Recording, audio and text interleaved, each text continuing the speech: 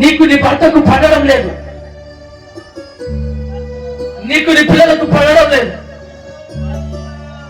నిన్ను నీ కుటుంబాన్ని సమాధానంగా పెట్టడం లేదు, నిన్ను నీ కుటుంబాన్ని సంతోషంగా పెట్టడం లేదు. దుష్టుడు నీ పైన విరుచుకు పడుతూ ఉన్నాడు. దుష్టుడు మీ పైన అనేక రకమైన దాడులు చేస్తూ ఉన్నాడు.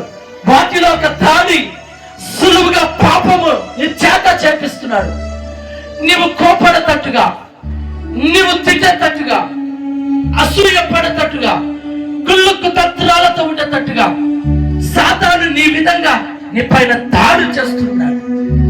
ఈ మధ్యాహ్న కాలంలో నువ్వు ప్రార్థించు, ప్రభువా నా కుటుంబంలో సులువుగా నా చేత, నా భర్త చేత, నా పిల్లల చేత పాపము చేపిస్తున్న దృష్టిని తరిమి కొట్టు దేవా అని అడుగు. తరిమి కొట్టు.